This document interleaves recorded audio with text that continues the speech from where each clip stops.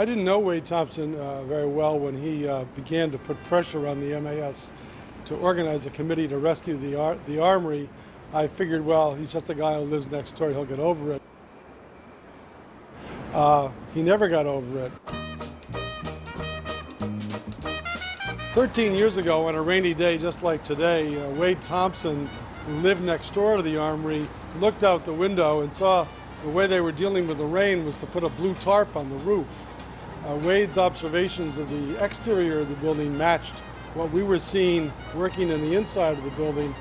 A wonderful landmark, a great treasure, practically on its last legs. About 15 years ago, I joined the board of the Municipal Art Society, and I very hesitatingly raised my hand at my second board meeting and asked if anybody had considered saving this great building in this extraordinary neighborhood. And it drew a few blank stares, I must tell you.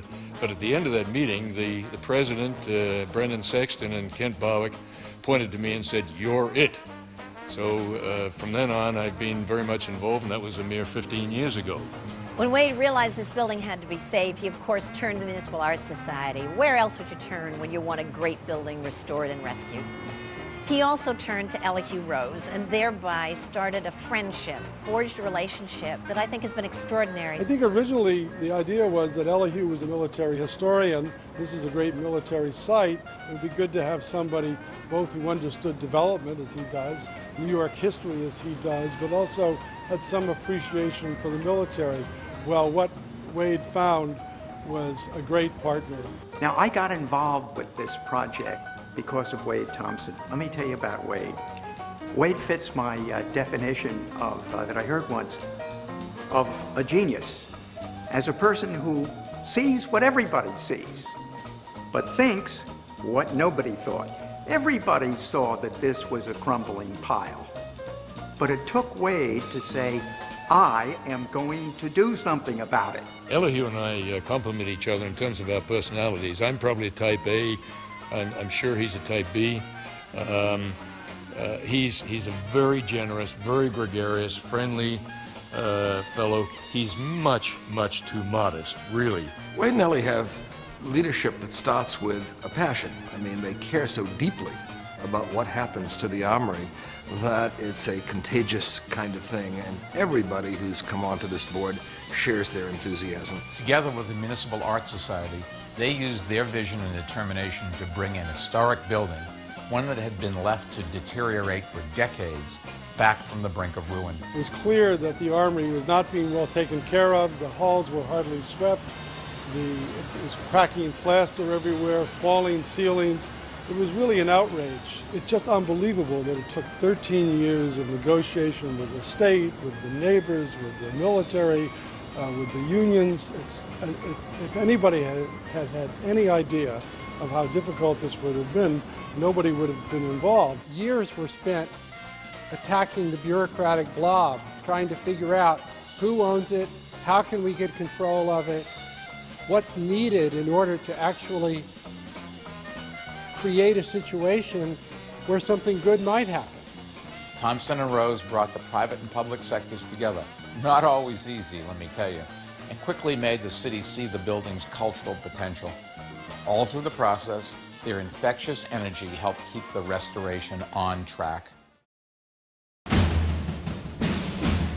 It had been throughout its history a convening place, not just for the military, but for the cultural life of the city. It's the pinnacle of the American Renaissance. It's one of the most distinguished buildings created in this city at the height of its powers. And I know it will be back in that position again. Today, when you step into the company rooms of the Armory, you feel like you're back in the 19th century. A broad range of social and historical events took place in this Armory, and that's one of the great parts of its history, because it wasn't just a military installation, it was also a social and a civic entity. The Armory opened in 1880 in the drill hall by the President of the United States with a fantastic fair. Events at the Armory included the Philharmonic opening this beautiful drill hall with 1,200 people in the chorus and an orchestra of 500. There were balls that they had here during the 30s that included the Bovine Ball, the Alpine Ball, the Cairo Ball. The Lion State of Louis Armstrong, 25,000 people a day came to see him here. The question you have to ask yourself is preservation for what? And that's the second phase.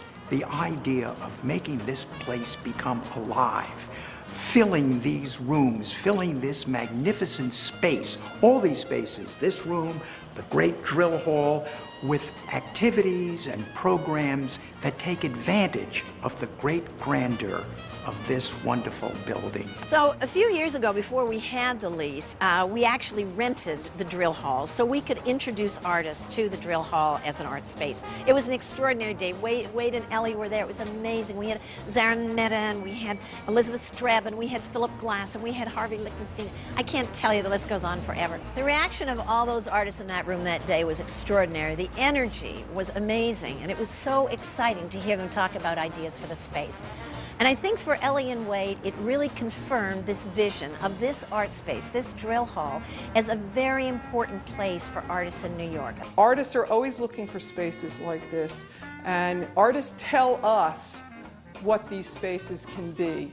So we are delighted that we can bring artists and partner with the Art Production Fund and the Park Avenue Armory with the 2008 biennial. The production that we're planning this summer of Die Soldaten is going to be a great example of what can be done in this space. It's a production that will take advantage of this huge envelope that the drill hall provides and will become a space in which the audience will feel enveloped by sound and enveloped by this experience that really was conceived by Bernd Alois Zimmermann for a space like this that would be larger than any stage imaginable in the world, and a space in which the audience would be on the stage as well.